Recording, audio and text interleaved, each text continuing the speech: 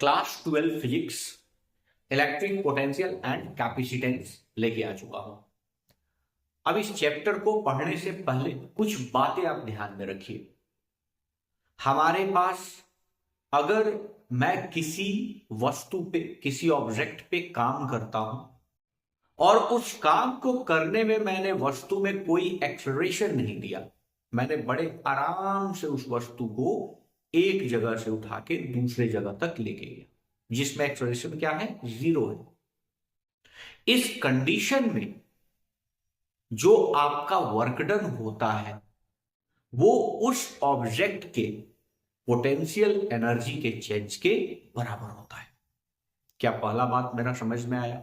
मैं किसी ऑब्जेक्ट को एक जगह से खींच के, उठा के या जैसे भी करके अगर मैं दूसरे जगह ले जाता हूं तो मैंने इस ऑब्जेक्ट के ऊपर काम किया है, और मैं इस ऑब्जेक्ट को इस तरीके से उठा के दूसरे पॉइंट पे लेके जा रहा हूं जहां पे मैं उसका एक्सलरेशन क्या रख रहा हूं, 0 रख रहा हूं। मतलब उसको बड़ा स्लोली, धीरे धीरे ले जाके दूसरे जगह पे रखा है। तो जो वर्क डन है वो कहां गया? वो उस ऑब्जेक्ट के पोजीशन के अंदर, मतलब पोटेंशियल एनर्जी के अंदर कंजर्व हो गया।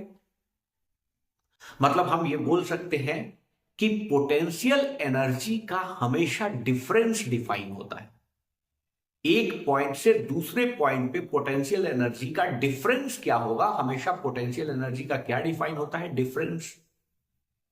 तो अगर मुझे किसी एक पॉइंट पे पोटेंशियल एनर्जी चाहिए होगा तो मैं एक ऐसा रेफरेंस पॉइंट लूंगा जहां पे इनिशियल पोटेंशियल एनर्जी क्या हो, 0 हो। चलिए इस बात को हम समझते हैं। मैं इसे कोरिलेट कर रहा हूं ग्रेविटेशनल पोटेंशियल एनर्जी से। बहुत ध्यान से समझने का कोशिश कीजिएगा। मैंने यहां पे एक ऑब्जेक्ट लिया है जिसका मास m है। ये ए स्लैब पे रखा हुआ है और मैं चाहता हूं कि इसे उठा के बी स्लैब पे, सपोज इसका कुछ हाइट है, h हाइट है, मैं इसे उठा के बी पे रख दूं। तो ये क्या खुद ब खुद हो जाएगा? नहीं, करना पड़ेगा। क्यों करना पड़ेगा? क्योंकि अर्थ इसे नीचे की ओर खींच रहा होगा। जो फोर्स लगा रहा होगा, ग्रेविटेशनल फोर्स लगा रहा होगा, जो किसके बराबर होगा? mg के बराबर होगा। तो मुझे एक फोर्स लगाना पड़ेगा जिस फोर्स को हम क्या बोलेंगे? एक्सटर्नल फोर्स, बाह्य बल लगाना पड़ेगा।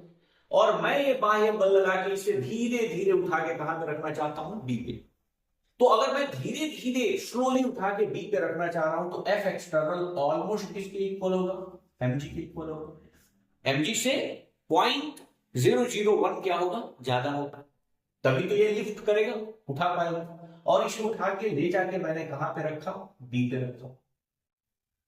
अगर मैंने इसे बी पे ले जाके रखा है तो मैंने इसके ऊपर वर्क किया है, क्योंकि मैंने कुछ फोर्स लगाया, एफ एक्सटर्नल, मैंने कुछ दूरी तय किया और इसे ले जाके बी के ऊपर स्लैब पे रख दिया।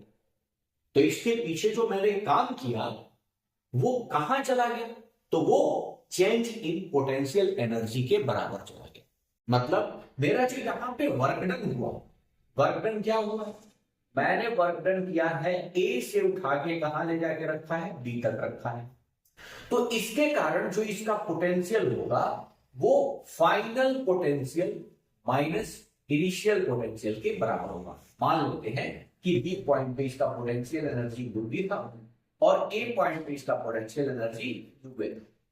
तो हमारे पास वर्क डन जो है वो चेंज इन पोटेंशियल एनर्जी के बराबर होता है।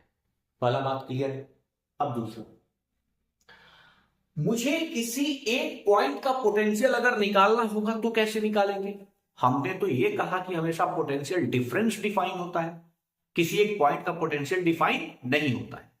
तो मैं क्या करूंगा? इनिशियल पॉइंट एक ऐसा चूज करूंगा जहां पे उस बॉडी के लिए जो पोटेंशियल एनर्जी था वो क्या था? 0 था। अर्थ के केस में, अर्थ के केस में अगर हम ग्राउंड की बात करें, ग्राउंड की बात करें, ठीक है, अर्थ सरफेस की बात करें, अगर मैं यहां पे कोई बॉडी m मास का रखता हूं और इसे ए पॉइंट पे मैं लाके रख दे रहा हूं, ठीक है, इस पे भी मुझे क्या करना पड़ा होगा? क्योंकि अर्थ फोर्स लगा रहा होगा mg, मैं इस पे एक्सटर्नल फोर्स लगाऊंगा और इस एक्सटर्नल फोर्स से यहां से उठा के मैं कहां पे रख दूंगा, बी पे रख दूंगा, ए पे रख दूंगा, इस स्लैब पे रख दूंगा। सो यहां पे मुझे वर्क डन जो करना पड़ा अर्थ के सरफेस से ए तक, ई से ए तक, तो ये इक्वल होगा कैसा, final potential minus initial potential. So U A minus you ई के, और gravitational potential energy earth surface पे क्या होता है, जीरो होता है। तो ये वैल्यू ऑलमोस्ट क्या हो जाएगा, जीरो।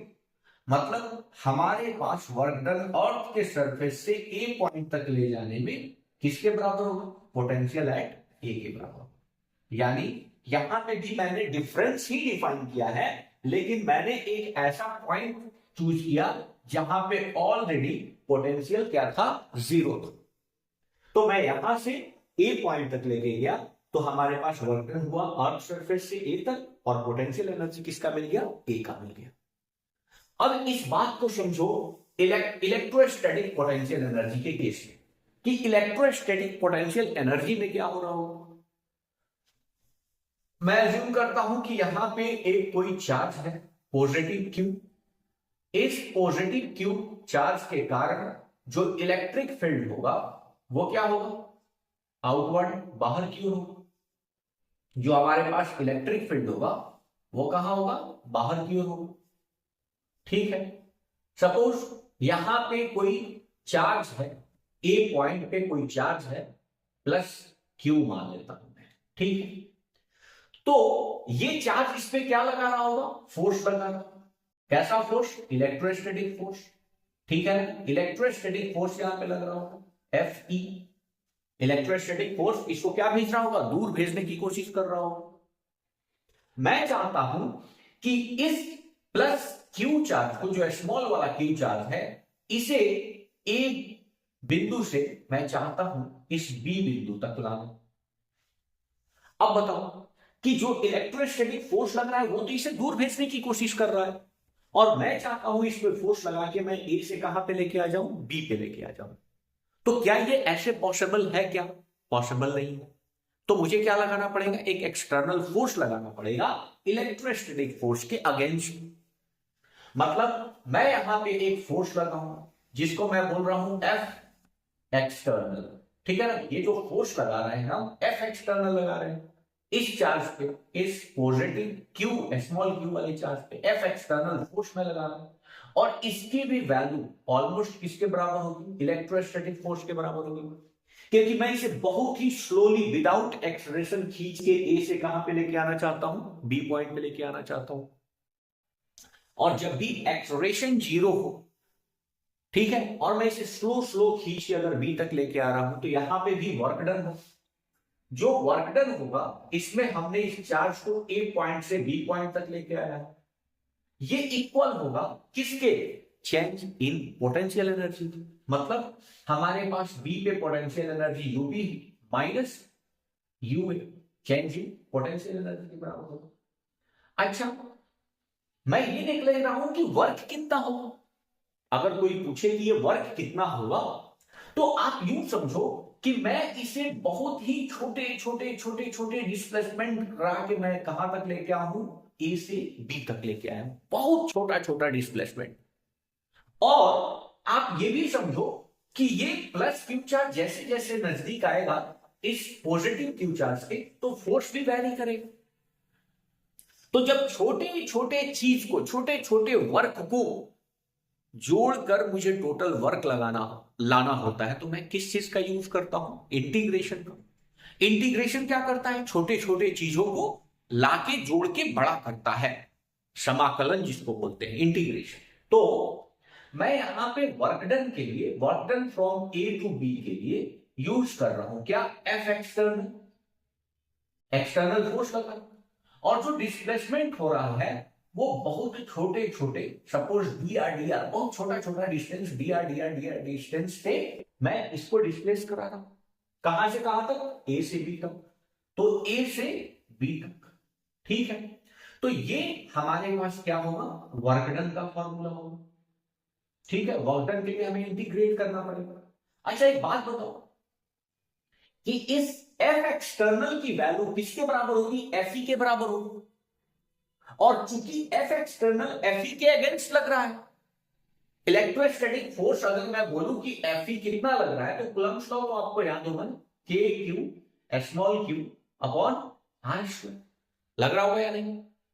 तो ये जो फोर्स है एक्सटर्नल फोर्स, जो इलेक्ट्रोस्टैटिक फोर्स के अगेंस्ट लगा रहे हैं, तो उसका साइन कैसा हो जाएगा, नेगेटिव आ जाएगा। मतलब हमारे पास जो एक्सटर्नल फोर्स लग रहा है वो इलेक्ट्रोस्टैटिक फोर्स के अगेंस्ट लग रहा है। तो अगर मैं यहां इलेक्ट्रोस्टैटिक फोर्स डालूंगा, एफ एक्सटर्नल की जगह पर electrostatic force dot D are अगर डालूं, तो इस इंटीग्रेशन में क्या आएगा, माइनस आएगा, क्योंकि ये एक्सटर्नल फोर्स के अपोजिट है। जो इलेक्ट्रोस्टैटिक फोर्स है वो एक्सटर्नल फोर्स की क्या है, अपोजिट है, तो यहां माइनस लगाना पड़ेगा। ठीक है। So work done from A to B का हमारे पास दो फॉर्मूला आता है, एक तो external force dot D R, और अगर आप इलेक्ट्रोस्टैटिक फोर्स यूज करोगे तो चूंकि इलेक्ट्रोस्टैटिक फोर्स के अगेंस्ट हम एक्सटर्नल फोर्स लगा रहे हैं, तो वैल्यू क्या आएगा, नेगेटिव आएगा। मतलब फाइनली हमें यह बात पता चला कि work done from A to B is equals to potential energy at B minus A is equals to F external dot D R, D R मतलब छोटा छोटा displacement from A to B, A to B. तो ये दो point के बीच potential energy को के difference को बताता है। जो वर्क डन है वो चेंज इन पोटेंशियल एनर्जी के बराबर होता है, और पोटेंशियल एनर्जी को या वर्क डन को निकालने के लिए हम F external dot D are छोटे छोटे डिस्प्लेसमेंट में फोर्स को मल्टीप्लाई करेंगे तो टोटल वर्क निकल के आ जाएगा। ठीक है। लेकिन अगर मुझे किसी एक पॉइंट का पोटेंशियल एनर्जी चाहिए तो क्या करेंगे, हमने फिर से बोला कि हमेशा पोटेंशियल एनर्जी का डिफरेंस डिफाइंड है। तो मुझे किसी एक पॉइंट का पोटेंशियल एनर्जी अगर चाहिए होगा तो मैं एक पॉइंट ऐसा चूज करूंगा जहां पे ऑलरेडी इलेक्ट्रिक पोटेंशियल क्या हो, जीरो। और ये किसके लिए कहां पे जीरो होता है, तो याद रखना कि इलेक्ट्रिक पोटेंशियल एनर्जी इनफाइनाइट पे क्या होता है, जीरो होता है। इलेक्ट्रिक पोटेंशियल एनर्जी इनफाइनाइट पे क्या होता है, जीरो होता है। मतलब अगर मैं किसी चार्ज को किसी दूसरे चार्ज से इनफाइनाइट दूरी पे रखा हूं तो उसका इलेक्ट्रोस्टैटिक पोटेंशियल एनर्जी जो होगा वो क्या होगा, जीरो होगा।